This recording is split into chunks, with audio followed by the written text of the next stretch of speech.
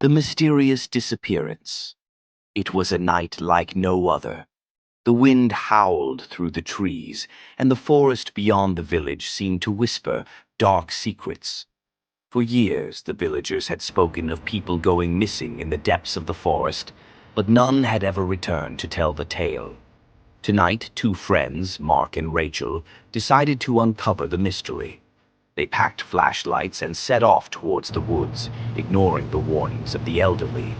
The moment they entered, the dense fog swallowed them whole, and the sounds of the forest were unnaturally quiet, as if the world held its breath. Every step felt like a descent into the ominous presence.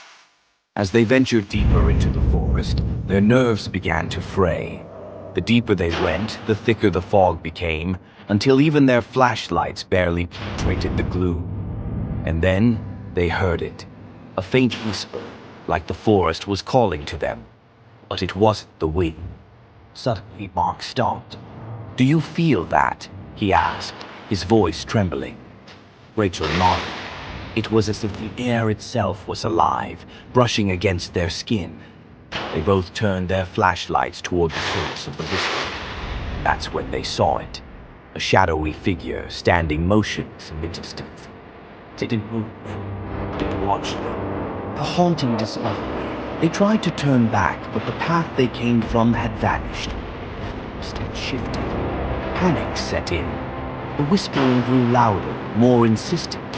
The figure remained still. With no other choice, they pressed on, deep into the forest. Soon they stumbled upon a clearing where the ground was covered. In the center of the abandoned cabin, its windows broken and its doors slightly ajar. There was something unnervingly familiar about it. She pushed the door.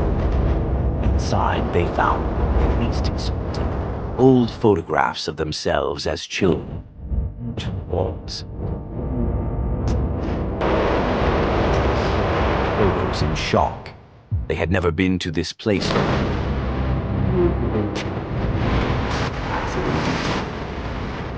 Just to lie on the it was filled with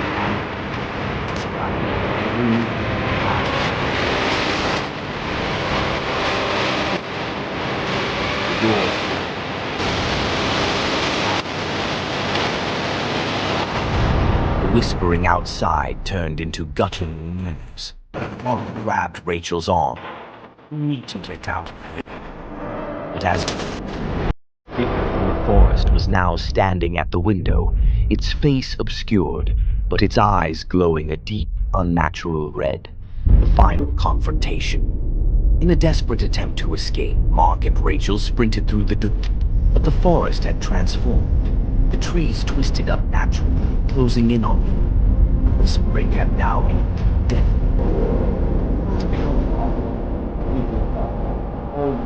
Steps behind, its red eyes burning into their souls. Suddenly, the ground beneath them gave. They tumbled into a dark pit, landing in a strange underground chamber filled with bones. In the center of it stood an altar covered in dried blood. The figure was there, waiting, its form now more solid.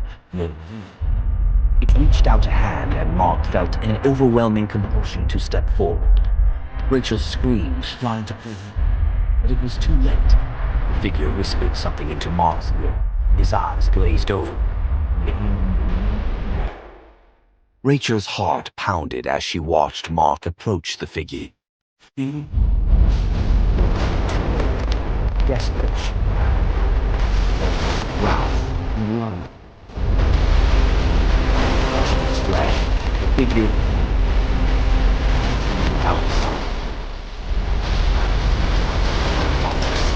Rachel. Back into the forest, which was now eerily silent. But as they reached the edge of the woods, Rachel felt a chill crawl up her spine. She turned back one last time and saw the